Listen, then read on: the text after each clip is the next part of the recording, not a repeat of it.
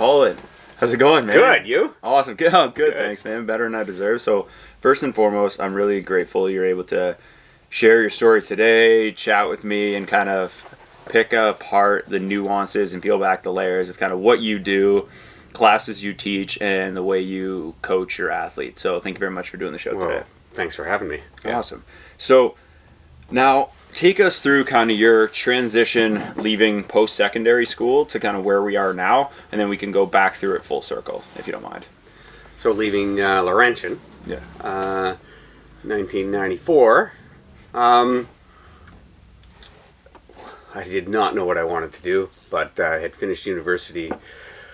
Having spent the better part of that last 4 years focused on triathlons, at least in my, my passion, right? Along with, I was a graduate of the Outdoor Adventure Leadership Program. So I had to figure out what I was going to do. I applied to be a cop. They didn't take me. No, why is that? I was young. I mean, they were frank with me. I mean, most people getting in to become a police officer are a little older, more experienced than a mid-late first 20s. Year graduate. That makes sense. So then I took a course, professional fitness and lifestyle consultant. I lived in Deep River with my parents. Bus to Ottawa every Tuesday, meet Dr. Glenn Kenny, and I would go through the course with him to become a professional fitness and lifestyle consultant. I think I wanted to work in a gym. Finish university, this is what I want to do. And the highest level of certification I could get without a master's or a PhD was that certification. Oh, nice. So that went on for a few months, and then I got a job in Petawawa at the end of the summer with the military, PSP, Personnel Support Program. So I was a fitness trainer. Yeah, interesting. In Petawawa, yeah. What was that like? It was an interesting experience. Yeah, and I get to share that a lot with my class, and I teach a fitness class, so I usually go into what I did there with in Petawawa. Yeah. It was well, it shaped a lot of who I am, I would say. So Dundonald Hall in Petawawa was the name of the gym, and we serviced the military, but we were civilians. Mm-hmm. So you're bottom of the totem pole, really. Yeah. Through that experience, though, I got to work with JTF, Canadian Anti-Terrorist Squad. Well, actually, I worked with a few people trying to get into that, right? They didn't know anything about the training that they had to do. They knew they had to be really fit, and they had a few ideas on the kinds of things they had to do to be able to succeed in the fitness testing. So I got to work with a couple guys in that regard. One of them got in, the other one did not, but that was simply psychological testing that stopped the other guy from getting in.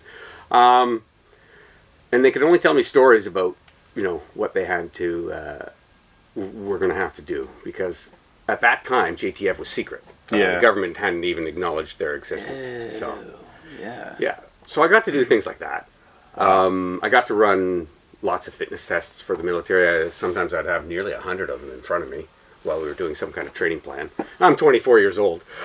That was kind of intimidating. They'd throw you into a boxer-sized class. I'm like, okay. A little overwhelmed?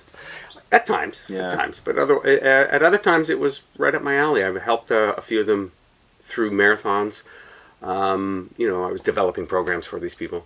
Mm-hmm.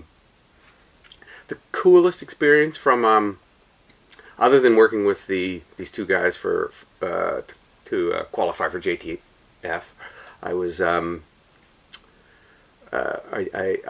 ran a seminar for the military Ironman.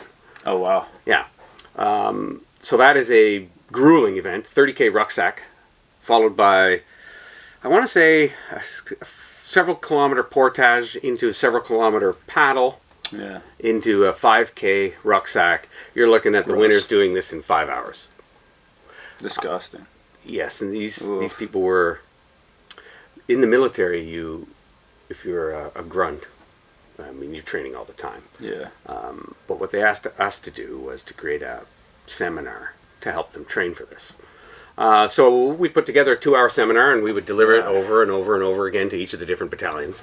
And I was into triathlons at the time, so I was really just pulling on all my triathlon knowledge to put this together. Pulling on the nutrition information as well, which was at the time I was thinking the 40-30-30 diet. That's what I was passing on to them. And the first seminar might have been a little rough, but it got better and better. And I had to make a training plan for these guys, so it was like, I don't know if it was any good. I'd probably make it completely different today if I had to do that. But it was maybe 15-hour a week I put together for them, and I think most of them were doing more than that. Yeah. And then they got to go and watch the event as well. And that's wild. Yeah, there was a lot of interesting people in the military. How do you spectate an event like that? I probably had a job. I probably was. I guess you're stationed. I was probably stationed somewhere. Yeah. Can't really remember, but I remember seeing the guys that I had been training and talking to all coming across the line. 5, 6, 7 hours, 8 hours into it. Yeah, it was inspiring. And in the military, you'll get a lot of really freakish athletes. Yeah. You don't see them in sports because they're in the military. But some of these guys could be Olympians, and you've got big guys, 6'2", somewhat heavy, but yet they can run a 2:40 marathon. Yeah, it's like, come on. Yeah. There's some really impressive people there. And one of them, he won this military Ironman the next year. He ended up becoming the best arm wrestler in the world. Wow. Yeah. Very specific. Yeah, to do. And I see videos of him now, but I'm like, hey, I knew him. Yeah. Nice. So imagine being the best arm wrestler in the world, yet winning a military Ironman. I mean, this is one of the most impressive people I've ever come across, right? Wow. Physically. Yeah. Jeez, that's wild. Yeah. Man, so training in the military and training those guys in Petawawa, how did what was next? What was next after that? How long did that time frame last? It was a year. As much as it was a positive experience. Yeah. Sounds like a busy year, though. Yeah, but I was making $10 an hour when I was full time.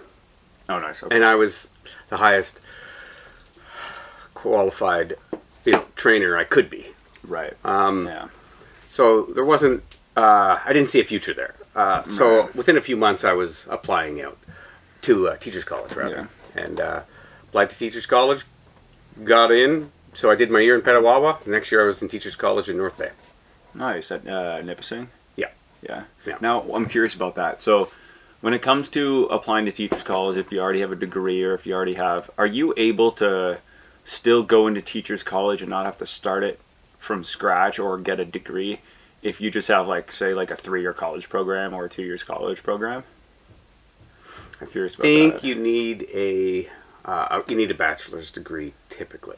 Yeah. So if you have a college diploma or advanced diploma, you need to. That's where I'm like, because there's no way. In what? Yeah. Okay. Okay, because I think if you're going into construction tech, that's what I was wondering more about. It's probably different. Yeah. Okay. I'm not an expert in that. Yeah, that's what I'm thinking about though, because there's some people I know, and then myself, I'm like, okay, well, if eventually you can do Teachers College for this, well, what if? But it sounds like you need a bachelor's before, or you have to complete an undergrad before going into Teachers College, right? I would say usually. Yeah. Okay. Yeah, and I'm not sure how it works with the trades and the recent push that the government's putting on the trades. So there might be other ways in if that's what you're going to end up teaching. I'm not sure though. Interesting. That makes a lot of sense though. So, you got in at Nipissing. Take me through kind of what that was a year at Teachers College, or was that 2? 1. Yeah. Yeah, it's 2 now. Yeah. It was 1 then. Nice. Got in early. Oh yeah.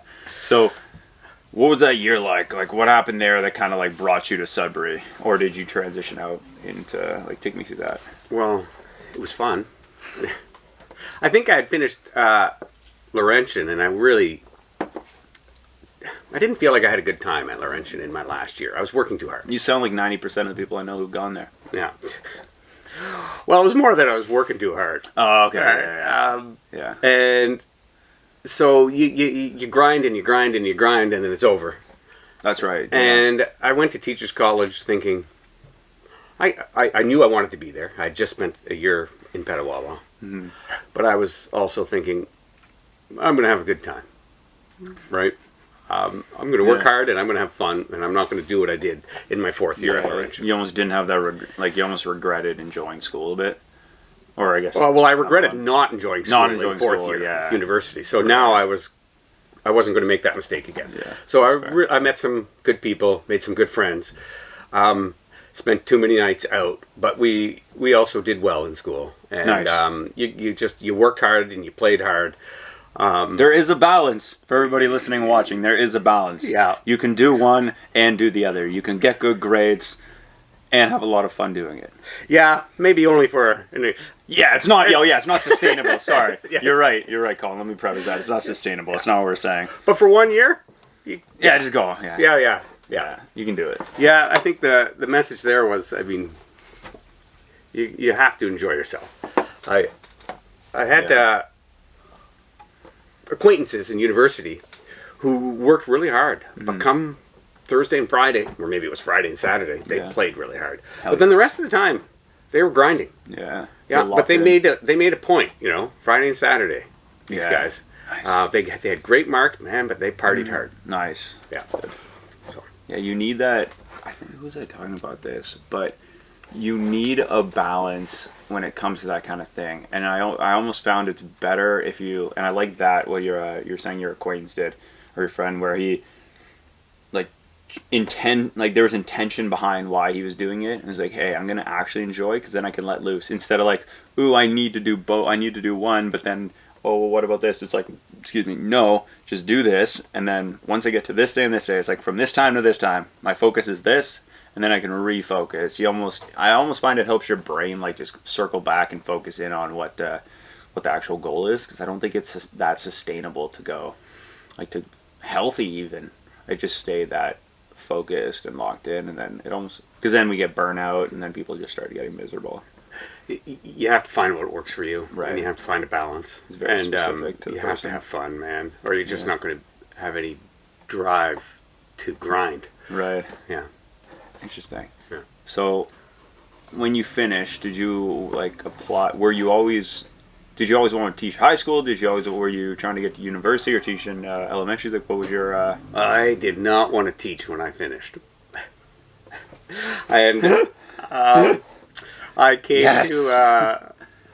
came to Sudbury right after that. My wife to be was doing her master's. Oh, nice. So we met in university in Sudbury, and I knew she was going to be doing her master's, and I was 2 years ahead of her. So it was easy. I was moving to Sudbury, and I had a bit of a tax refund. Right? Sweet. So we moved into MSR. Yeah. And I walked around with her all summer long, thinking, what am I going to do with my life? I was working at Foot Locker. I was a lifeguard throughout the summer just to make some money. And I didn't want to teach. But there was almost nothing else I could do.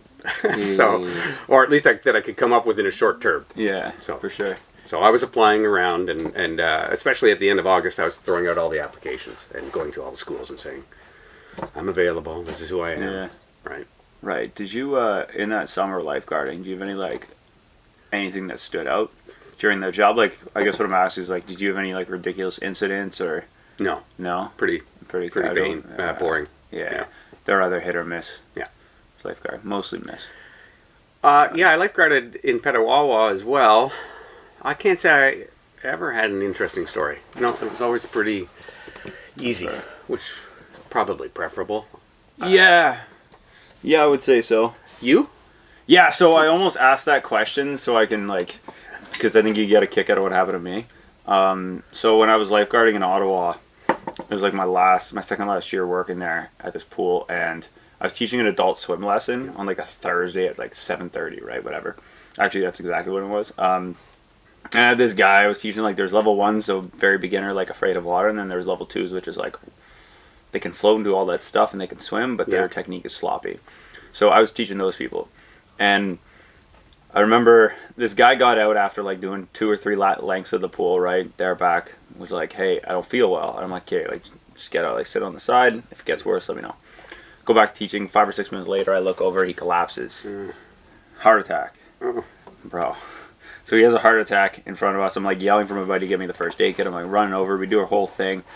And then like right as I'm like yelling at my other guy in the water to like get out and call 911, I hear a scream, which is like the woman in the class is her like buddy's wife. And I'm like, oh no.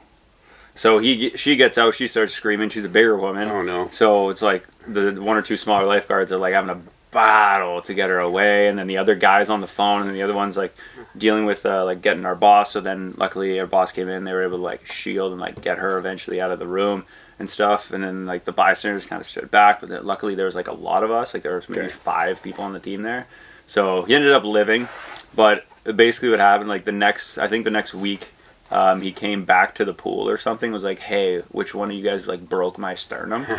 And I was just like, I'm sorry. Because I guess what he remembers is he remembers getting out of the pool and waking up in the hospital. Okay. I was like, bro, that was the most traumatic experience of my life.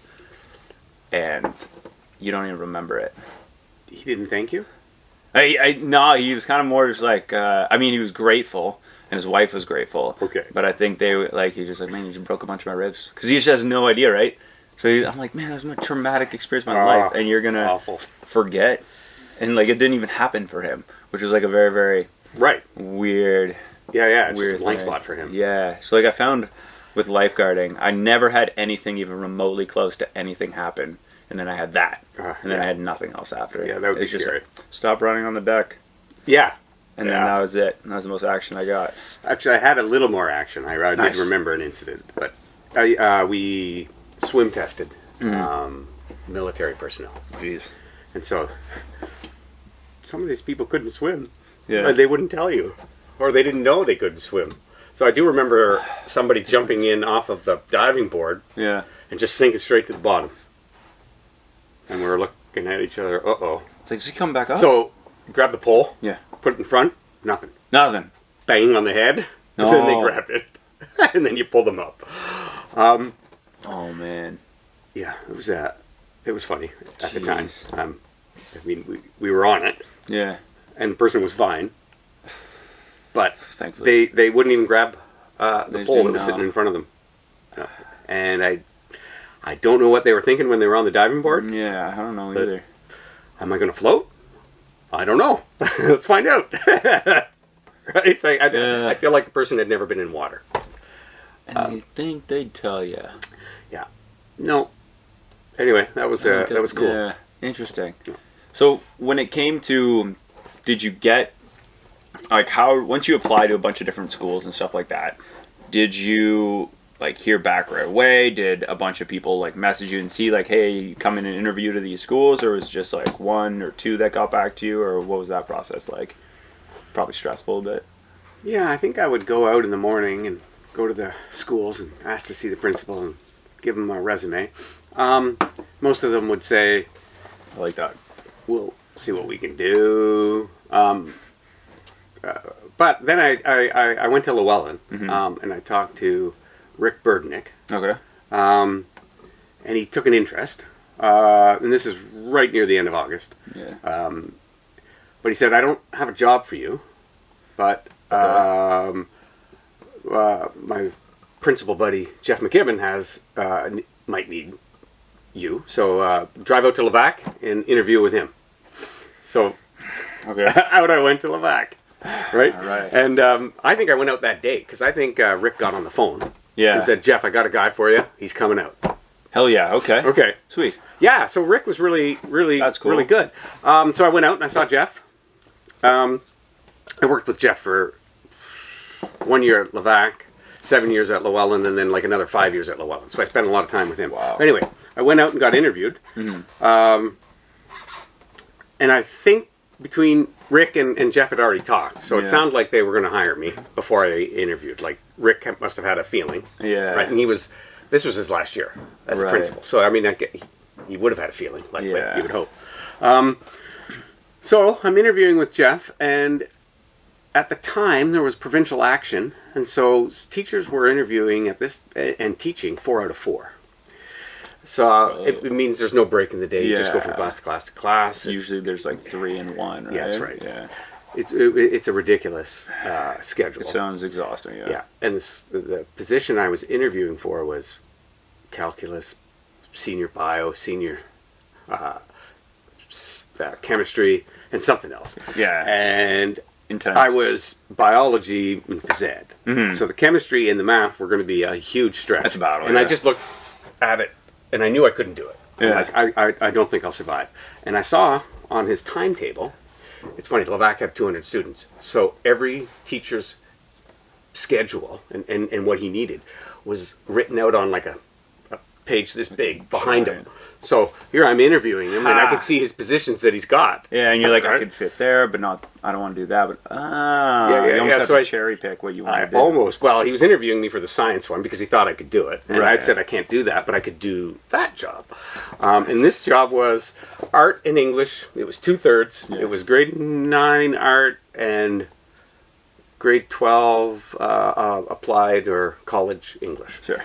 And those weren't my teachables, but I was confident I could do that. Yeah. And within minutes, he's walking me around the school. Perfect. And I'm thinking, he didn't say I was hired. Yeah, but he's showing me around the school, and I'm getting a good vibe. Yeah. So, yeah. Jeez, man, that's awesome. Then, funny thing was, Jeff offered me the job, and then Rick Burdnick called me and said, I've got a job for you at Llewellyn. And I'm like, well, that sounds better. I'd rather be in town than out. Yeah, substantially closer to family. And I told Jeff, I called Jeff back. Yeah. Rick offered me a job, and Jeff was, I offered you the job first. You're coming to Levac. I'll see you Monday. Okay. So I went to Levac. No.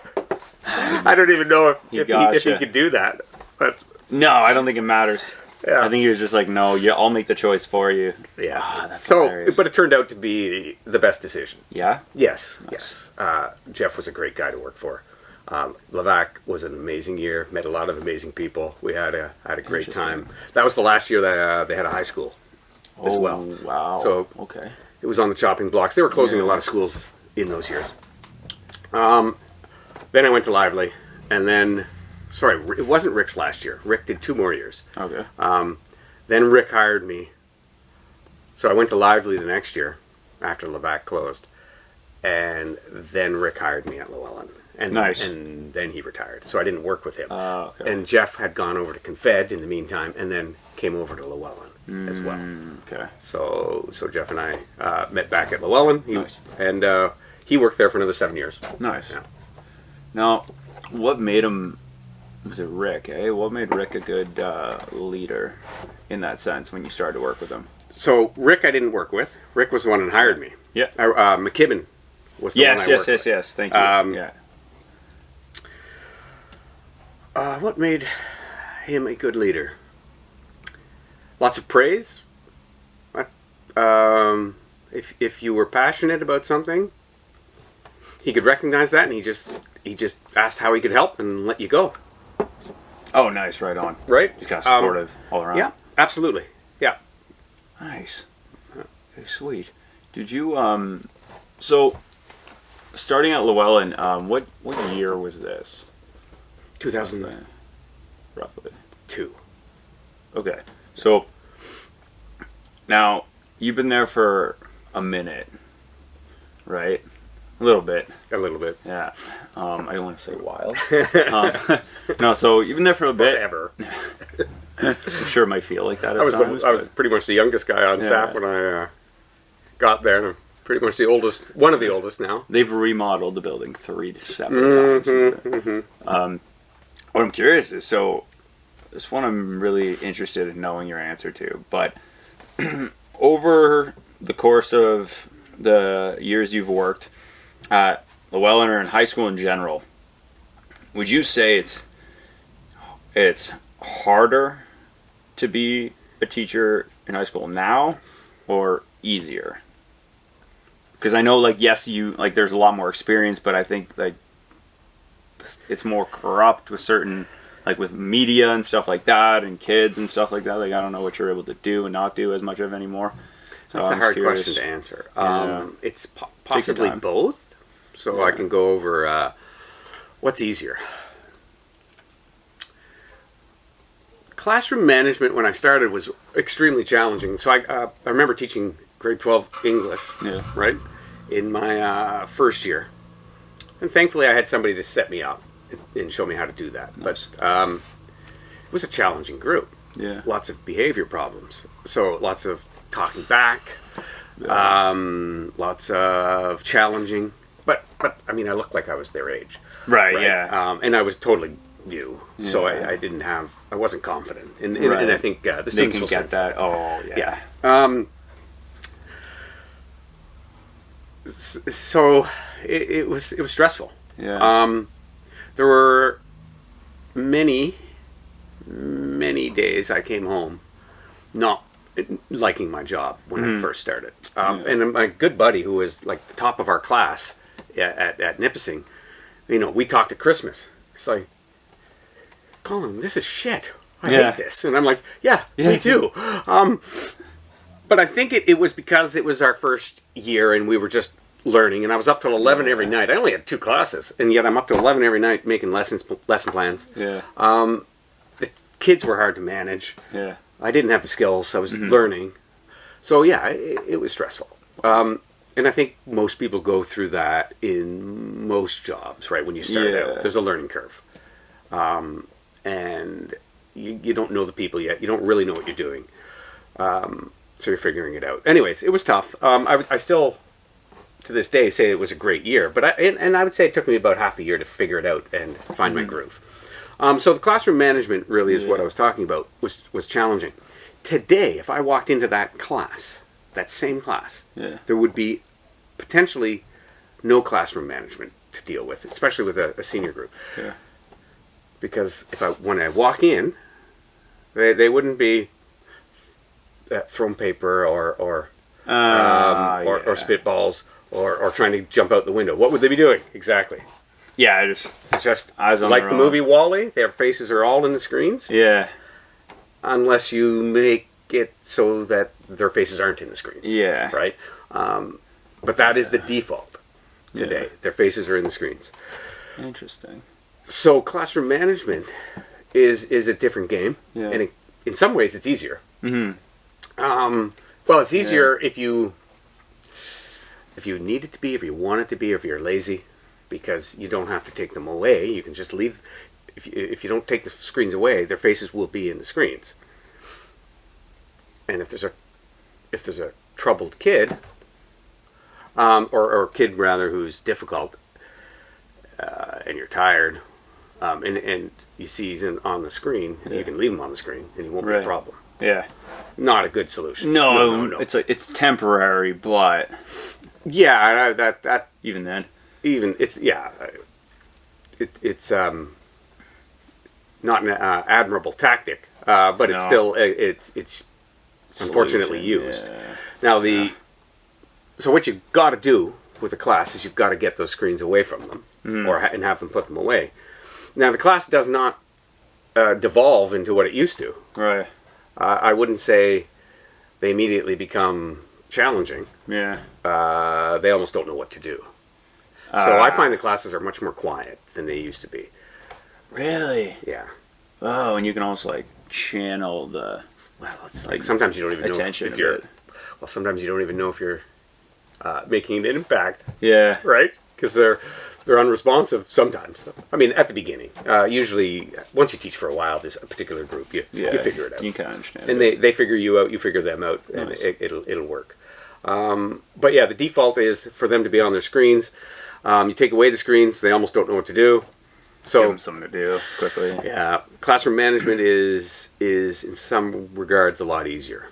That's probably one of the big differences. I would call that almost a con, though. Yeah. I guess we were talking about how teaching is different, right? Yeah. So that's one big way. It's not so much easier. It was more just the time you started, it was difficult because it was I was new. Well, and maybe that was my experience where I was. Yeah. Although that was my experience in the second year as well. I'm also much older and much more confident. Yeah. And so if there are, I'm going to be better at managing a class anyway. Makes sense. Yeah.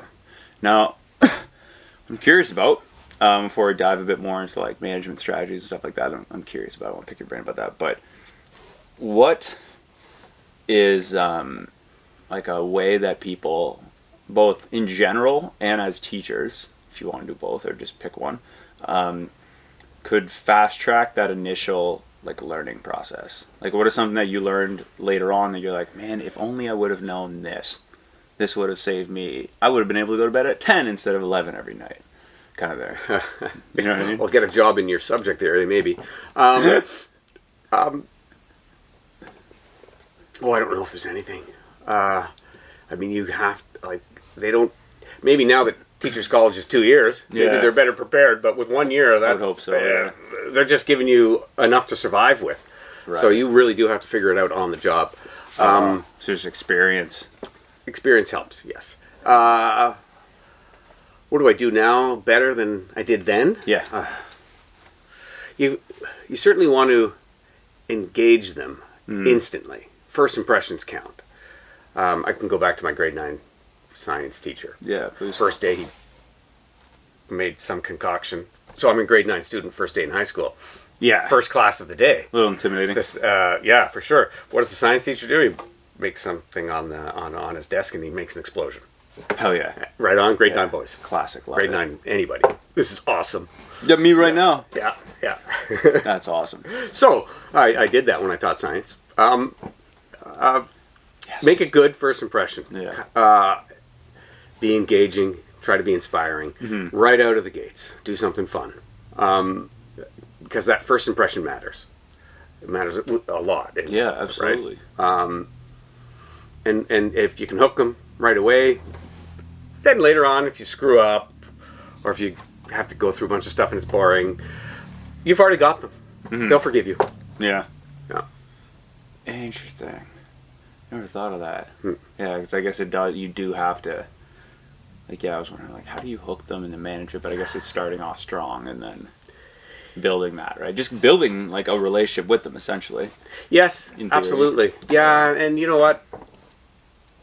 Sometimes I haven't been very good at this, but you know, those get to know you games and stuff. Yeah, they're valuable. Don't never underestimate that stuff because it puts them on the spot, makes them talk about themselves, and you have to learn their names anyway. Right, it takes them out of their comfort zone a little bit. Yeah, yeah.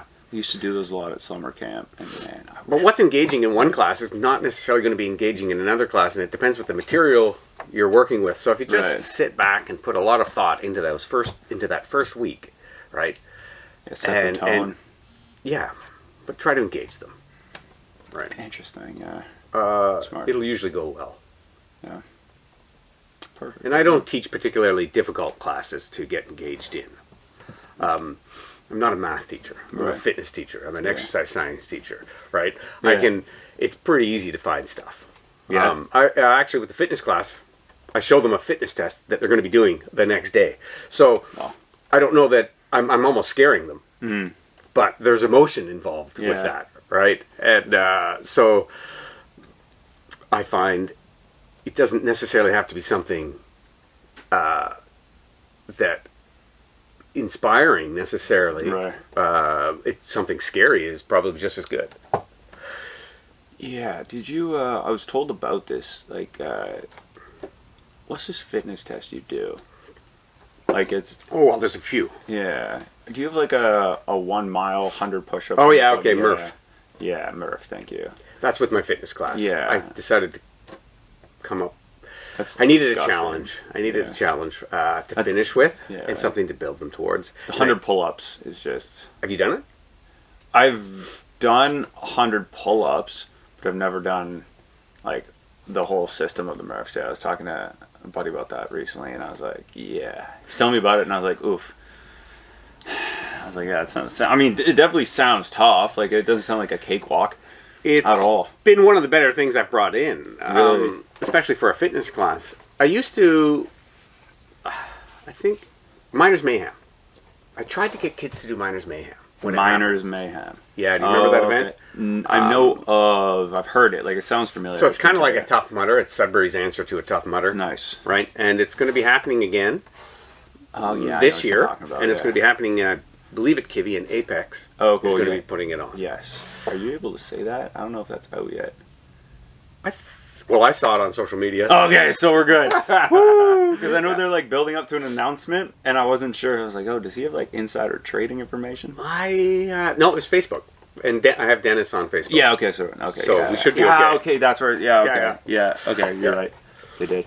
So it was, but I couldn't get I couldn't get very many kids to go and do it, right? Okay, yeah. So eventually the idea of doing Murph popped into my head somehow, and I wanted to do it myself, and people had told me they had done it, and I thought there was no way I could do it, but anyway, implementing it, training for it once a week, doing it at the end of the semester. Mm-hmm. The kids modify it, of course. Yeah. I mean, there are some kids that will never be able to do 100 pull-ups. Yeah, so that's challenging for fit people. It's very challenging, and that's actually not the hardest part of the workout. workout. Like real pull-ups, right? Not the little. No, you are allowed to kip. Not the kip. Yeah, you can okay. Kip. Oh, thank you. Yeah, yeah. I still probably wouldn't like. Oh, you could. I guarantee you could do it. Yes, absolutely. No, I mean like I wouldn't kip. I would try not to do the kipping. Yeah, I don't kip when I train. Yeah, but in order to do this competition quickly, have to. Yeah. Okay, I see what you mean. So in fitness class, I'll show them a couple of the CrossFit films. Yeah. Are you familiar with those? No. Oh, you'd like it. Yeah? Yes. Yes? Absolutely. Ooh, okay. Yeah. I'm excited. So, I think I might have watched one of those films. Maybe that's why I brought it in. Yeah. And one of my coworkers goes to CrossFit in Sudbury. And so we were talking about it. And I think he might have helped inspire me to do it. He told me his time as well. And of course, being who I am, I'm like, competitive. I can't let him be the fastest Murpher in the school. I've got to be able to do it. Hell yeah. So the challenge was set. Anyway, the kids will modify the workout and to whatever is challenging for them. So it might be that you're doing less pull-ups when the day comes. It might be that you're doing some sort of lean back row. Mm-hmm. Right, you might be doing modified push-ups. Same type of engagement. Yeah, we modify each of the exercises if need be. Yeah. If they complete it unmodified, I do have a board that their name goes on. Oh, that's cool. So nice. And I do have records posted. Nice. You know who did it the quickest, and I have two variations on it: the indoor Murph, where we run laps of the gym, like in the winter, or an outdoor Murph. So I have two separate boards for that. Right before the pandemic, I did my first one. So it's a mile for your listeners, 100 pull-ups, 200 push-ups, 300 squats, and then a mile run. Yeah, nice. Okay, bodyweight squats, I guess. Yeah. Bodyweight squats, yeah. 90 degrees on the legs, chest to ground for push-ups, and the pull-ups you're allowed to kip. Right. Nice. The best way to do it would be 20 sets of 5, 10, and 15. Yeah, that makes sense. Yeah. Yeah. So you do the mile run, and then you get through those 20 sets as fast as you can, and then you do the mile run. Mm-hmm. I have had a lot of students complete it. Not initially. Nobody was completing it initially. No, it's about... other than, myself and the other teacher were on the board as having completed it, and it was there to provide a carrot to the other students, right? Like, we can do this. Yeah. Nice. And eventually they started to be able to do it. Nice. Right? You lay the challenge there, and eventually somebody does it. And then once somebody does it, others believe they can do it. And then they start being able to do it. But yeah, anyway, I did it 2019 in December. I knew I was fit. Went into Christmas break not having done it, and I thought, I know I can do this right now. So I went into the weight room in our school, ran on the treadmill, ripped out the exercises, ran on the treadmill. It was so hard. Yeah, I couldn't believe it. Jeez, and I didn't even do it right. I didn't find out until afterwards. It was 20 below, and I was running outside in a singlet trying to cool off because it was so hot in my gym. Jeez, And I think then I got sick, and I was sick for a couple weeks. Yeah, that makes sense. But it felt great, and I thought, then the pandemic hit. Yeah. So I issued the challenge again to my class, and then as soon as the restrictions started to lift, a few members of the class met at the back of Beatty, along with my coworker, who's the CrossFitter, and we did it outside of Beatty. Because cool. they had a pull-up bar in the back. Yeah, and that's nice. So and we measured out a mile, and we did it, and that was the first group of students I got through this test. Nice, that's cool. And then we've been doing it ever since, and I'll watch kids pushing themselves for nearly an hour to get this done. No other thing that I've done in the classroom comes close to getting kids to work that hard. Yeah, you don't say. How do you instill that? Like, is it just like the challenge and then like progressively go? Because I found today, I was talking about it with my buddy during this run, right?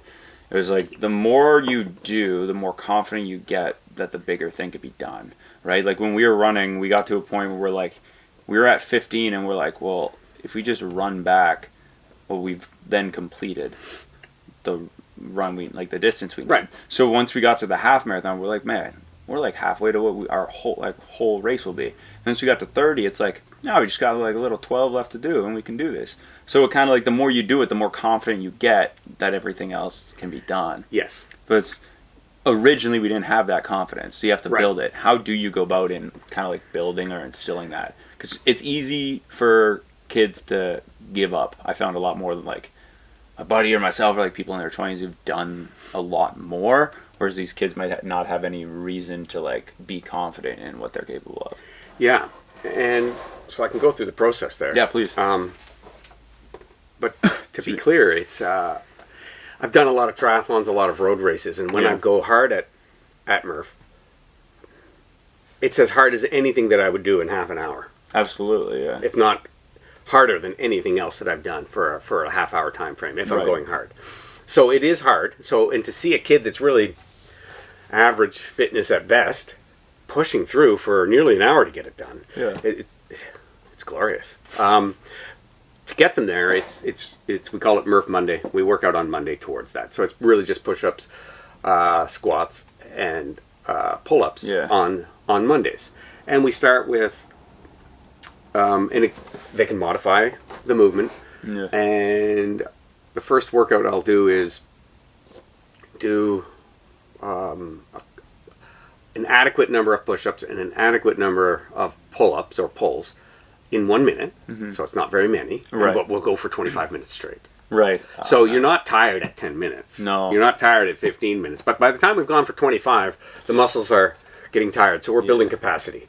Right, safely building muscle capacity. Yeah, you're not going till failure every time. Like you progress. There's no failure at the beginning. It feels easy. Right. But by the time you're doing 3 pull-ups a minute, let's say for 25 minutes, you've done 75 pull-ups. Yeah. Which insane. How many people have done 75 pull-ups in a workout?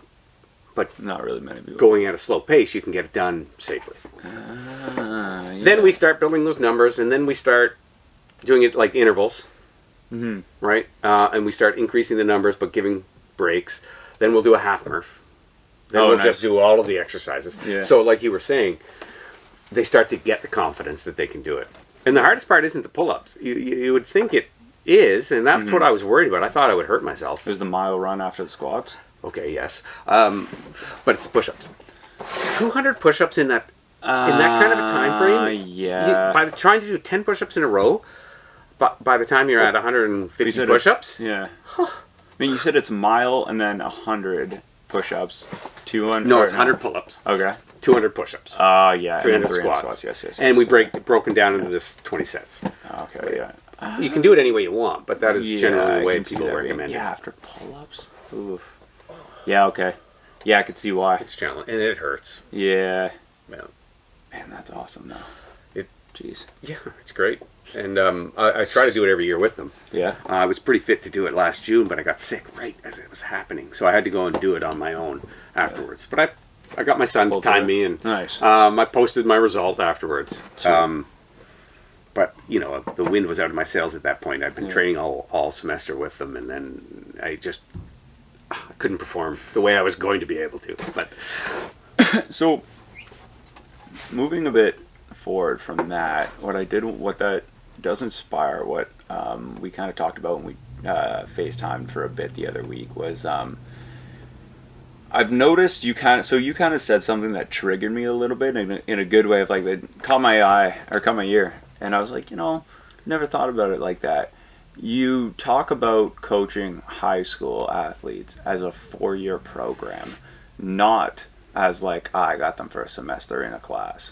Right. Or like a year for this sport. You Right. see it as I have them for 4 years, and you Right. train them in a 4-year development, which I think that blew my mind. I never thought of it like that, and I don't know, and I think that's why you recognize how you are with your coaching is because that, like, you're treating it almost as if it's a varsity program. It feels like. Yeah. Like with the 1 to 4 year development. I think that's a fair statement. I find, well, and it works, right? Yeah. Now that we're doing skiing, Right. I wasn't doing skiing in my first years as a coach. Oh, okay. Mind you, I would start track and field in November. Yeah. So happens that I'd rather be outside skiing in the winter than in the halls coaching track. Fair enough. So we start track later now. And with the coaches that I've had that have come on board and have taught me how to ski coach and coach with me, I mean, this is a good system. I remember coaching for many years, and, a lot of our athletes are seasonal, but a lot of our athletes will stick with us throughout the year. Yeah. And I do remember thinking, I don't want to be a seasonal coach, and I don't want to have an average running program. Right. With a lot of sports, an athlete would sometimes prefer to go to the club. Yeah. Maybe they would prefer to go to a club because the expertise is higher there. Right. And I didn't want them to leave because the expertise was higher there. So I wanted us to offer as good a plan as anyone. Right. So that meant we had to know what we were doing Oh, as well. absolutely. And that evolved over time. Like, I didn't know anything when I started. And I have some degree of confidence now. Nice. So I want to run a high school plan, a Yeah. high school program as good as any club would run it. Right. That makes sense. Yeah. Right. That's, you just, if you're competitive, you want to do everything as well as you can do it. Yeah, absolutely. Right. Yeah. And so that meant understanding that, at least having that vision and that idea, right? So anyway, the runners, once the runners started going through cross-country running and joining into the ski program, which only started really in the shape that it's in 8-9 years ago. Yeah. Anyways, those athletes go through the running, go through the skiing, join us in track and field, and we run a summer program. Okay. Interesting. Did that, what kind of inspired that approach you took? Was it like you had a conversation with an old teacher or an old coach, or you like met with a couple people and you were talking, you're like, I should probably start thinking about it this way? Or did you always like want to do it and then it just kind of eventually developed as the years went on? I'd say it eventually developed. And it became an option. I have Neil Phipps has been coaching with me for 10 years. Amazing, yeah. Yeah. Which blew my mind when he mentioned that. It was 10 years. He's provided a lot of stability, I would say. And it was often I was coaching, say, hurdles in track season. Right. And the distance runners, I just have to give them a workout. Yeah. Right. And so because some years our coaching staff was thin. So I was neglecting. I always knew I was neglecting athletes. Yeah. Right. And some of our hardest working athletes, but I was all tied up with the sprinters, which was where I wanted to be at the time too. Yeah. Make no mistake. Yeah, it does. Anyways, Neil provided stability there. Nice. Amazing. And then shout out to him. Oh yeah. Oh, absolutely. Yeah. And then the summer planning, I can't. Oh well, sometimes I'm gone. Anyway, between Neil and I, we're always around. One of us is around in the summer, so that provides continuity throughout the summer for our athletes. Yeah. Nice. So with that, I've noticed too, and I want to kind of touch on last summer. So when I almost wanted to. This is where I actually first like went on my radar to do the show. I think you'll get a kick out of this. It was when like 3 of your students ran past me in the beaten, and I was like, what the. These guys are like levitating as they move past me, and I'm like, because I'm no slouch, and like I didn't train as much as I've been training now, but still like 5:05 for like kilometers. I'm like, 5:20. I'm like, all right, we're moving, right? Like, it's not For slow. sure you are, yeah. It's not slow at all. But I was in front of them too. That was my least favorite part. But anyway, so then I go by, and then I was like, hey, all these kids are moving. It's like, where do they train? It's like, at Llewellyn, they got this program that they're doing. I'm like, man, who's running that show over there? And then it's you, right? So you and Neil, right? Essentially. Yeah, and there's others. Yeah, there's others, absolutely. Yeah. So hearing that and seeing that, I was like, it was really cool to witness kind of the development of that, and then seeing how actual progress can be made in kids, and then see how like that can kind of shape them into becoming like adult athletes and student athletes and stuff. But I'm wondering, how do you help them balance being like an athlete, because there's a lot of focus that has to go into that, but also being a student. And then we talked about earlier as well, if you I'm curious, balancing also like the having fun aspect too, because like I know it takes commitment to work in to achieve those athletic goals. I know it takes work and commitment to achieve those academic goals, but then it's like, well, where's the balance of like, all right, we want to have fun, because 4 years I don't want to burn out. The having fun part's easy. Yeah, I think. Yeah, I guess so. It's a multi-grade Yeah. co-ed peer group. Multi-grade co-ed peer group. Right. Yeah. If you're on, okay. a lot of the times you pick a team, it's a bunch of boys in grade 9, and that's Yeah. your team. Yeah. Yeah. Well, this is what we do is quite a bit different than that, right? Mm-hmm. So they could be grade 9s, they could be grade 10s, they could be grade 12s, Yeah. and there's boys and girls there. So most of the time, I find that dynamic, the fun takes care of itself. I guess so. When you have a bunch of different. Yeah, and we do certain things that they like. I mean, I figured out things that they like, and so you do more of it. Yeah. Right. Friday workouts through the winter has always been a favorite. Nice. Meet on the 3rd floor. All kinds and just grind it out. Right. Mm-hmm. All kinds of training things that I rely on that Yeah. work in the hallway. Right. And then music's playing. Everybody's working hard. Mm-hmm. We eat afterwards. Nice. We socialize. It's a great time. For the first few years I did that, like starting around 2003 or 2004, I might have only had 4 people, but I was looking for the workout myself, so it was easy. Yeah. I was going to be there either way. Right. 1 person and I'm there, 30 people and I was there. Yeah. Because I am working out with them. Right. I don't know what I'll do when I can't do that, but right now I still can. So, yeah, we're not focused on that, right? Yeah. Hell yeah. And it grew over the years. So eventually, some Fridays, 40 kids upstairs. But for the first several years, I had literally like 4. On a Friday, you'd meet and we would do our workout. Wow. We would have something to eat afterwards. Eventually, it sort of routinely became 10. Then it became 20, and then depending on the time of year, you could have 40 kids up there. Jeez. Yeah, so I really came to enjoy that workout myself, and I think it provided that HIIT workout for me, that high intensity workout, and helped keep me in shape. So. Nice. Do you have any like cool success stories of like student athletes you've had that have like you've met after the fact that have come back and like, hey, because of you, or even not if they haven't told you directly, but just having those relationships and then being able to see them 5-6 years down the road and seeing kind of what they've accomplished because of like the beginning of the hard work that kind of stemmed with that coaching. If you can There's think a lot. of any. Yeah? There's a lot. Making it difficult, I don't even know where to begin. I could talk about elite athletes that I've had and still in contact with, or people that... You can do a few, 1 or 2 of each that stand out. You know what? There's a kid that I was thinking about not too long ago. He was trouble in school, really. Yeah. Did lots of sports. Yeah. I'm not going to drop his name. Right. No, of course. but I remember him. Just grades wise didn't click, eh? Pardon me? Grades wise didn't click, eh? No, he was struggling, I would say, and he was a challenging personality. But he loved sports and he loved track. He was doing track with us.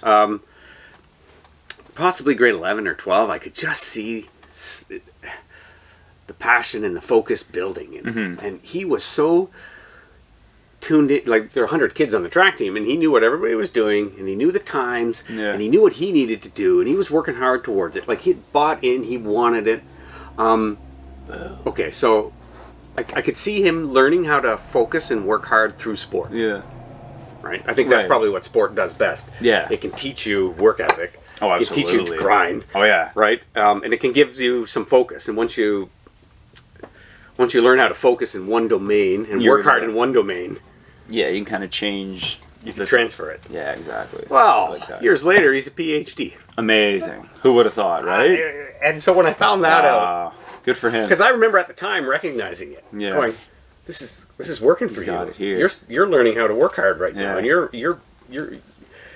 you've bought in, and you're loving this, and this is really good for you."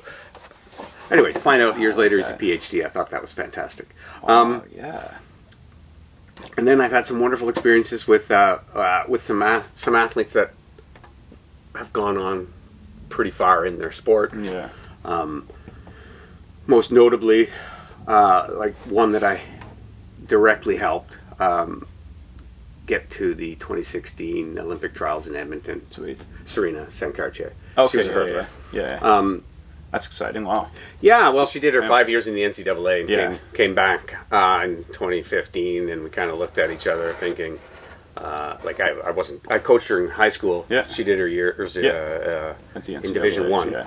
and then she was in Sudbury, and the Olympic trials were in a year, and so we had a chat and said, well, let's do this. That's and it. So nice. there we, on top of coaching the running and probably just sort of helping with the skiing at that time, but mostly doing track through the winter.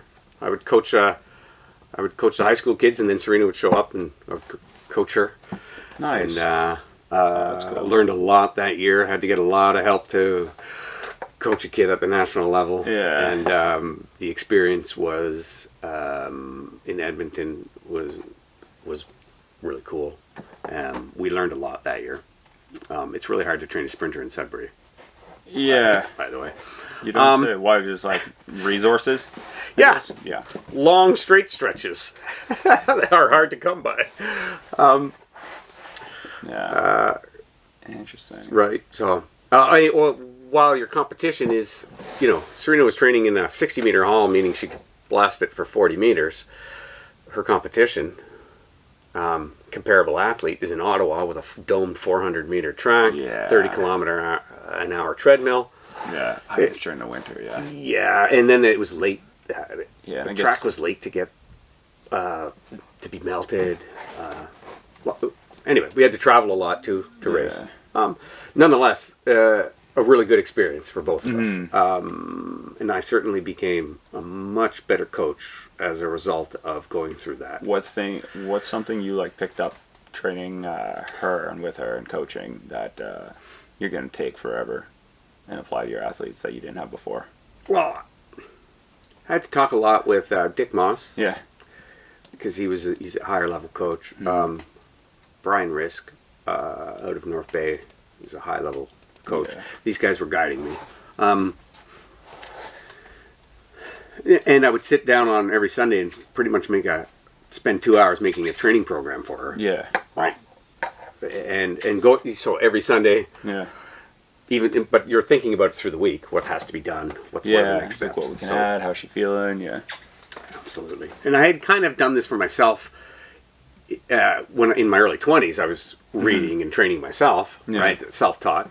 Anyways, the organization that I had around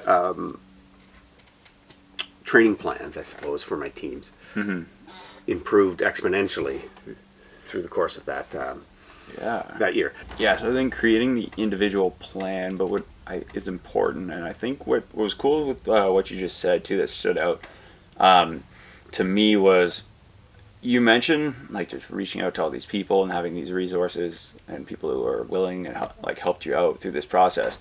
I think that's cool because you managed to get a lot of really good information that was like, oh, now I can just apply this all to other people as well, right? And not so much as like, hey, I got a cookie cutter method, but more just I understand now how to apply it better to individual athletes. Sure, yeah. Right? That's almost how it sounds. Yeah. Yeah, I think you're right. I mean, you have to know the basics. Yeah. Right? And you have to understand the methodologies. Right. But every athlete's different. And there was actually, like, there's different methods to get to the same spot, too. But there's underlying principles that don't change. Right. Progression. Like what? Yeah, progression, yeah. Right? Yeah, we just talked about frequency. Yeah. Individual differences. What are they? There's a whole list. Anyway. but per overload. Yeah. Progressive overload. It would probably be about the most important thing that you could do for any athlete or individual working out in the gym. It's how you get stronger, it's how you get faster, it's how you get bigger. You can't keep doing the same thing and expect change, right? You have to stress that body out. Yeah, and you can't have to also do it progressively. max out every single day because that also won't help. Stress plus rest Yeah. equals growth. Yeah, that's the biggest thing. I think it's the recovery part too that gets ignored a lot. Yes. Right? Because it's like, oh. Less so today. Yeah, I think so. I think that the science now is more than come out and more than got its way around the Twitter sphere. Yeah. Right? But I think especially what I found too is like it takes confidence to take a day off. Yeah. Right? Like you have to be very confident, especially if you have a race coming up or a meet or a competition. It's like, no, I got to grind until that day comes, and then I'll just take the afternoon. It's like, I'll take it easy, and then it's like, well, you still went to the gym, and I was still doing it. Harder for the younger athlete. Yeah. Who thinks more is better, who's really driven. Right. I just had this conversation with an athlete yesterday. Amazing. Please take the weekend off. You're describing to me that you're run down. Yeah. Right? You're performing well, but you're run down. Yeah. Like, chill out. Really smart, outside, really driven people sometimes really struggle with the day off. Yeah. Yeah. Yeah. It takes that confidence. And how do you build not so much that confidence because we went over that, but how do you build the discipline into young people? Because that is something that I know I have friends of mine that struggle with that. And now we're doing it or you're doing it like 14, 15, 16, 17-year-olds? Sounds like more of a... 14 to 17? Yeah. Yeah. More of a battle. At the beginning, I think if you just make it fun. Or like easier to commit to, I guess? Or easier to understand the goal, or... Well, you got to hook them first. Right. So they have to... Yeah. Because a lot of kids won't, especially right out of the gates in grade 9, they won't like the idea of working as hard as we're working. Right. So that's not going to be a reward. That's a detractor. Yeah. So Fair. Critical mass helps. Yeah. So if you have enough people, like if I only had a few people on the team, it's really hard to get other people in doing the hard work that everyone else is doing. But if I've got a group, which we do now, and we didn't always, but with that group, and as long as we can maintain a group, you could the younger people will see the older people working hard. Now they may not like it at first, but there's some peer pressure to stay with the group. Right. And then once they see success, then the hook is in, right? Yeah. So but you have to get them to that point where they can work hard for a while and see success, and we don't always succeed. No, which it's okay. Yeah. But there's one thing that I saw from this video I watched. I can't remember for the life of me who said it, but they're like, it really depends on like environment and people you're around changes a lot, right? Yes. You said it right. If you are around people that aren't doing anything and whatever, you're all like none of the video games, but if you're all just being, I guess, lazy together, it's like, oh well, if you're the only guy out of your friends, like you're like, oh yeah, you know, I'll do 100 push-ups a day, and then it's like, well, I don't, or I should go for a run. It's like, we know you're not going to, but if you're around a bunch of people and all of them are like, all right, yeah, let's get it, let's do 100, you know, let's do the Murph challenge, let's do 100 push-ups, like 100 push-ups right now, let's go. Are you gonna be the only person sitting there not doing one? like doing it right, it's like eventually you're gonna fall too far behind. And I see where like, yeah, the peer pressure of like, okay, like let's all do it. You almost don't want to be left out, right? I wouldn't say like nobody's forcing you to do it, but yeah, you don't want to be left out, right? Well, I think that helps. Yeah, and it's usually good. Sometimes it's not. I mean, I remember years ago with track and field and the relay meet, and we would win most of the relays. You know, some of the kids didn't want to be on that team that didn't win. Oh, of course not. Yeah. So amazing. Maybe it's a positive pressure. I don't know. But being around a bunch of people that are working hard and seeing success, as long as you can stick around long enough, you're going to see success with that group as well. Right. Amazing. Yeah. And if it's the place to be, if the team is doing well, and you know it's doing well, and you want to be a part of it, and it's for lack of a better word, it's cool to be a part of that team. It is. Yeah. Then that's at least a good way to get started. Right. Yeah, smart. I think there's a lot to be said about when athletes are trying to develop and they get to that point of like winning and they're getting used to it and stuff, but how do you build like especially young people, because I feel there like there is a lack of emotional maturity, right, especially in like young men, like even like dudes in like my age or in their 20s and still like I'm still progressing and I'm trying to get better and I'm still emotionally immature at times, right? So I can only imagine for people like that. So how do you coach or teach like failure or like I guess losing, or it's like, oh, it's just part of the process, which it is, right? But like how do you coach like, hey guys, like yeah, we didn't win this one, but we can get the next one. Like how do you coach that? It's right here. Oh, I guess so. Yeah, lead by example. Lead by example. Shout out to you, Troy. Appreciate you, brother.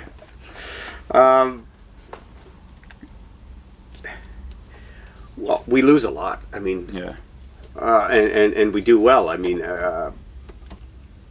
losing with humility is a trait you can lead. Being emotionally stable yourself, I suppose. All the typical things that coaches talk about, at least, and try to exemplify. I mean, leading by example, good sportsmanship. I'm trying to come up with a good answer for you. But leading, like leading by example. I mean, it's okay to lose. I mean, it is indeed. It's totally okay. And then, sometimes we talk about it. There's no such thing as losing. There's winning, or there's learning. Yeah. Right. And it's okay to be disappointed in your result. Yeah. But we'll talk you through it. You have to process it. Figure out what the lesson is, and be ready to move on. So we do try to teach grit, right? And part of being gritty is dealing with loss, being resilient and bouncing back, right? And if they're passionate enough about what they do and they understand that the process is more than one season, right? Yeah, big picture. Yeah, and they need to understand that there's going to be peaks and valleys, right, in that long road. Yeah. That's the best I can do. I love it. So, lead by example. Do you have like an individual like race, or I guess because I know you get like you just get summers off and stuff, right? So I'm wondering if you, which means in my eyes, you have like time to do like your own challenges and stuff, right? Do you have any that stand out that you've done, like any cool or interesting, like either like outdoor adventures you've done, or lots, like a couple that stand out, or really difficult ones that you persevered through? I can go over some recent ones, and then maybe a more epic one will pop into mind. I've always been active. Yeah. I was doing I got into triathlons when I started university. Right. Okay. And then it just grew, and I wanted that badly. and then I've always been an outdoorsy guy. So if you can combine the two, that's pretty cool as well. Yeah. And I think I found myself so busy a number of years ago that I thought all my pastimes have to be outdoors or physical, right? Because otherwise I'm going to be out of shape in no time. Yeah. But I found that really centered me, really. And so anyway, when summers came or when vacation comes, I'm working out more, right? Yeah. I know a lot of people think they get out of shape in the summer. I'm like, how is that possible? Yeah. You'd almost get bored not having too much time. Yeah, maybe. Yeah, I don't get bored very often, Yeah, but I just wanted, like, I want to work hard in the summer, and I want to train hard. So, you know, I've always had that Deep River Triathlon where I grew up. That triathlon is what got me started. And then when I moved to Sudbury, I can talk more about that if you'd like. Yeah, I'm curious. I'm like, huh? But then the Beacon Classic locally as well got me going. Deep River is where I grew up. Back to the triathlon. Yeah.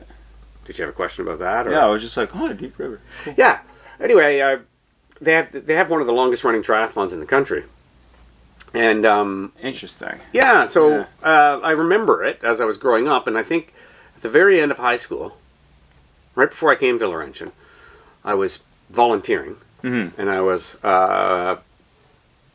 just on the road telling the runners which way to go. And my high school teacher ran by me, and he just looked right at me and he says, "You should be doing this." I don't know, that one statement changed my life, because, maybe I will. Went to Laurentian, joined the running team with that in mind. Didn't have a running team in high school. Yeah. But I joined the running team at Laurentian. Oh, that was hard. Then I learned how to swim, and I wasn't that great a swimmer, but I spent every day in the January in the pool. Got home in May and bought a bike, and then in August did the Deep River Triathlon, and I never looked back, right? And that's where this whole journey into sports and endurance began for me, really. Interesting. With that one line, "You should do this." Yeah. So I suppose, you know, Deep River Triathlon is I haven't done it in a few years, and it didn't happen for a few years there. Yeah, I guess with COVID and everything. Moved to Sudbury though, and they had the Beacon Classic. Yeah. So that was a natural thing to get into. That's always such a fun event. I always find myself like wanting to, and I think this year I was telling somebody, I was like, you know, I want to go to more of these events and just like, not even so compete, but I like just support, right? Yes. 'Cause I find them like, I almost feel like if I don't, like I either have to go and do it or don't go, which is it's a bad way of looking at it. Yeah, and I partnered up last time, and I've done it the last like 2 years, and then there was a 2-year, 3-year hiatus, and I did it like, back to back. Ridiculous. This is disgusting. I did what was one? I did the back half. I don't know if you've done this half of it, but I did the paddle solo, and then I did the run. Yeah. It was disgusting. That was bad. Man, my legs were... It wasn't even my legs. It was like I was sitting for for 40 minutes, roughly, right? And then I'm sitting for 40 minutes, and now I stand up and I have to sprint, and I was like, whoa. Well, yeah, in the old back, when it used to be longer, run out of Laurentian. Yeah, I remember that. Right before the 12K run, I finished the paddle. Yeah. And the swim was longer. The swim was a mile. Yeah. And you had to run from Laurentian down to Laurentian Beach, swim the mile, back to Laurentian, get on your bike, do 30K. Jesus. Yeah. Yes. Wow. Then run back down to Laurentian Beach, do your 40-minute paddle. Yeah. Then start the 12K run. That was gross. That was how I was introduced to it. Anyway, I remember one year coming off of the out of the canoe, and both quads seized. Boom! Flat on my face. No. That was the most agony I've been in for 1 hour, because the quads would not really let up. I mean, I walked for a bit. I tried to drink stuff, and eventually I could run again. But the quads were sore the whole way. Yeah, there's no like immediate like fix. Oh, it was, man. Yeah, it was awesome. It's what we call, and a good buddy of mine kind of introduced me to this term, because I kind of told him about what my vision of it is of fun, but he was like, no, well, I look at it as this and this, but I'll tell you more about him after, remind me, but because I think he'd be a good person for you to like interact with and talk to. He's a cool guy. But so he tells me about this thing called type 1 and type 2 fun, right? Right. Unfamiliar. So, yeah, so amazing. Yes. So with the like, oh yeah, like let's all go on a roller coaster. It's fun while we're doing it, but like nobody really looks back and goes, hey, remember the third ride we did, like that third trip on the Leviathan? And be like, nope. But I'm like, oh, I remember the time I climbed a mountain. I hated every second, like every step. I was like, this is painful. Got up to the top. I was like, this is amazing. Love it. Ate a couple sticks of pepperettes and then went back down. I was like, hell yeah. It's kind of like easy fun or easy dopamine versus earned hard fun and earned dopamine. Yeah. Yeah. It's a very interesting, like, very different things. Very different things, but both like, I mean, both fun, but yeah, the fun while you're having it versus the fun like after the fact. I mean, I find that far more rewarding. Oh, rewarding for sure. Yeah, it's more fulfilling. Yeah, absolutely. It was hard to do it, but you look back, well, I got to do that again because you feel so good afterwards. Yeah, yeah. And you might have worked really hard to do it. Yeah. In the first place, and then you accomplish something. I would say as I've gotten older, I've gotten to a place where sometimes I'm having fun doing it. Yeah. More often than not, a little bit, yeah. Maybe I'm just grateful I can still do it. Yeah. But there's nothing better than being in a race against somebody, like a friend. Right. And you're all of a sudden you're competitive with each other, and you want to beat each other, and so it goes on maybe for a couple of hours. Oh, it's great. Yeah.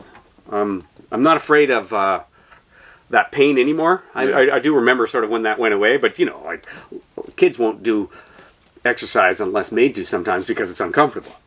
But eventually, I think if you do it long enough, you totally look forward to that. Yeah, it's weird. It's a weird shift that goes on, and I don't know if it's like you said, it's you just do it for long enough. You eventually are like, it almost becomes more of a lifestyle than it does anything, and you get like used to it. Yeah, right? Maybe like, used to it is a better way of thinking about it. You know how you're gonna feel after too. Yeah, it's true. Like I know I'm gonna feel better, and like I'll train in the mornings, like some days in the week, and when I do, and it's like a hard wrestling practice from like 5:30 to 7 a.m. I'm like halfway through it. I'm like, the coffee's gonna taste so good after this. And then yes. It does, right? Yes, it does. And it's like, the lake feels so much colder, and like everything seems to like be more relaxed, right? Yeah. And you're like, everything else seems to be like more manageable now. Life is good. Yeah, it's like, you know what you reminded perspective me of. If I could design my favorite day, what it would be. And amazing. It's kind of, it could be showing up to the beaten. Yeah. And doing it. Yeah. Right? Exhausting. Extremely hard effort. The after party, or I always find the races and the events that you do every year are kind of like reunions. Yeah, that's a cool way to look at it. I like so that. The beaten is a reunion. Yeah. Okay. So is the Deep River Triathlon. Yeah. It certainly was, at least, for many years. It's like, I'm seeing people I haven't seen in a year. You catch up afterwards. Yeah. You know, you have a great time. You eat a meal, right? Yeah. You spend the afternoon there. You help clean up a little bit. And if it's a sunny day, even better. Oh, yeah. Then you go home. And if it's beautiful out, you're sitting, maybe if you're lucky, in front of a nice sunset, having a beer. Just relaxing. Right? Yeah. And it's like, that was the perfect day. Yeah. Like the effort though, the early day effort. Yeah. They're combined with that sort of with your community, with your friends, and then finishing it off, relaxing in some nice weather somewhere.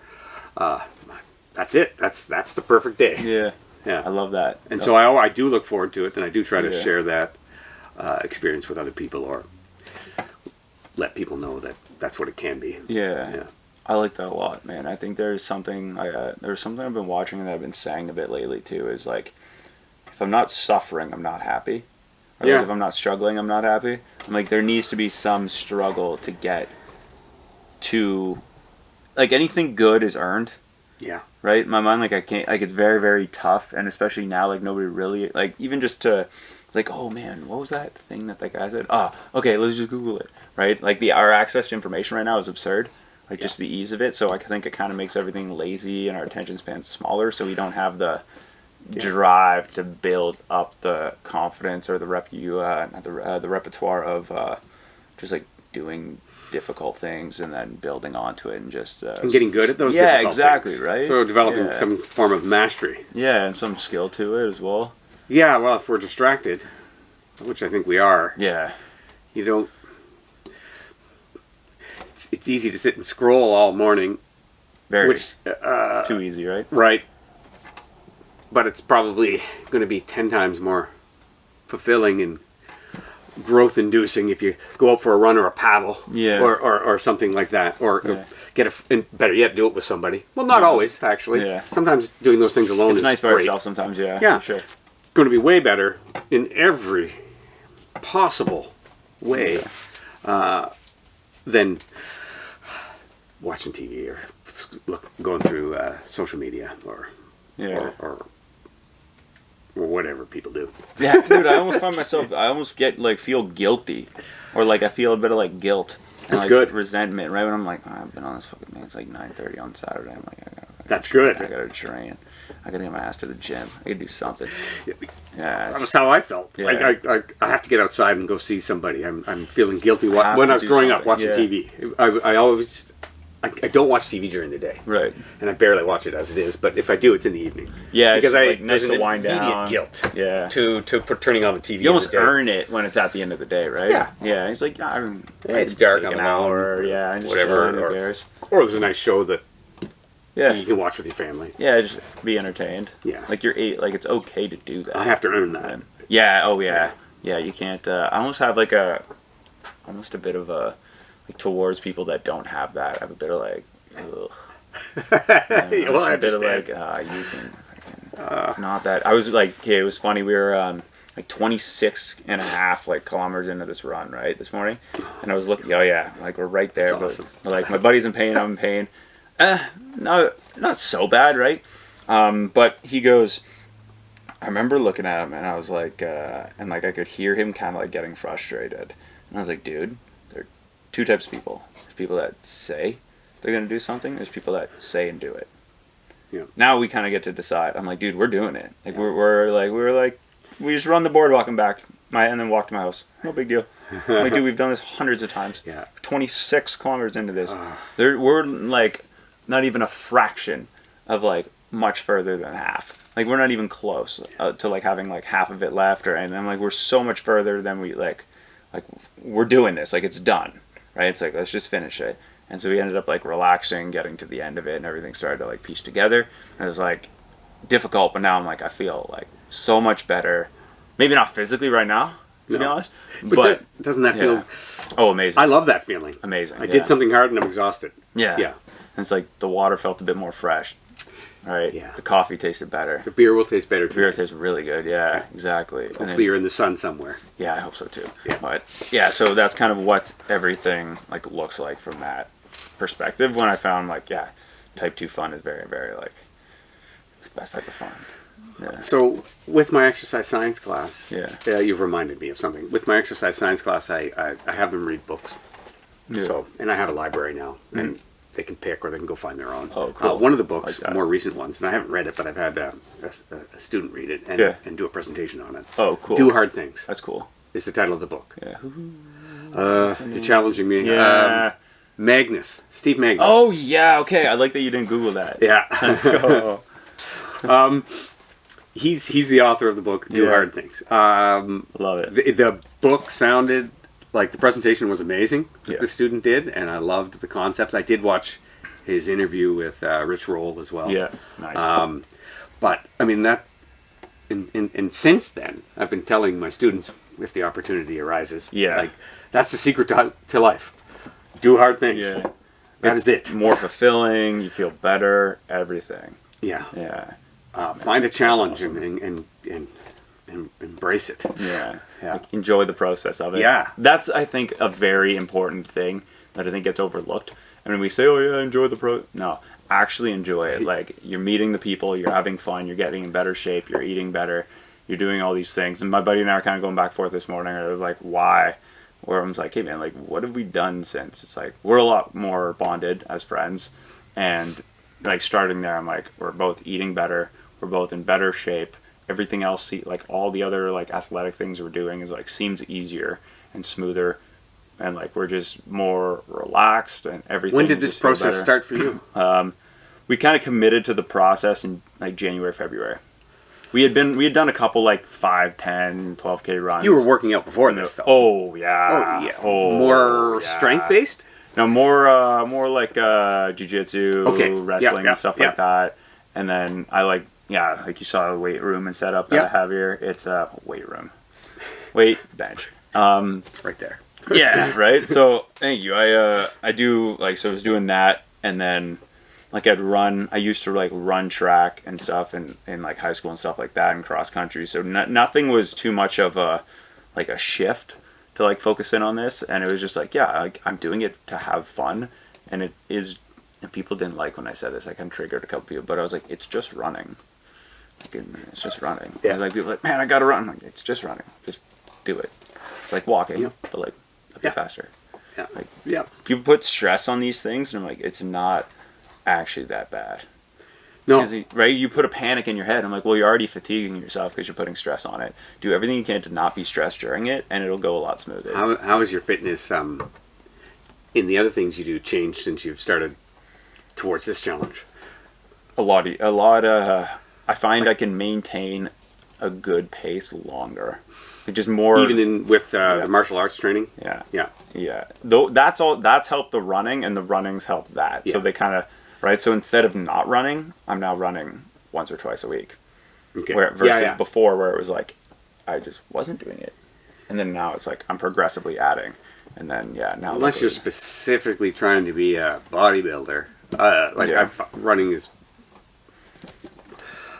great for everything. I find. I think running and then swimming. Swimming is one that I'm going to switch into after like the marathon ends. Just I think that's when I started to do it last summer. Break. Yeah, exactly. Yeah. Like less pounding, better for the joints and just mobility. And then just cardio is tough. Nobody thinks about the breathing. Mm-hmm. And then when you swim, it's like, oh crap, I have to time my breathing. And then once you get used to timing your breathing, then you do it and everything else seems easier. It's like, why do I have oxygen? Oh, because I know how to breathe, right? Yeah. So it's very fun. But do you have a kind of final overall message or anything you want to like leave or lesson that you've learned that you want to share before we call it quits today? Okay. Get passionate about something. Formulate a vision for yourself, right? Because that vision will allow you to hopefully find passion within yourself. If the vision suits you, and that'll give you purpose, meaning, fulfillment. I mean, get a vision, get passionate, bring that everywhere you can, right? But find something you really want to do. So do the hard work. That's what high school and post high school is all about. It's kind of about finding yourself, right? So when you find yourself and go through the hard work of knowing what you're all about and what you want to do, and then you'll have that passion, and then you'll be able to do great things with it, I suppose, or lead a fulfilling life, or pass that passion on to others. Okay. Yeah, that's all I got. I love it, Colin. Thank you very much for your time today. Thanks for chatting with me, and man. No, this has been great. Thank you very much. You're a natural at it. So. Oh, well, thank you.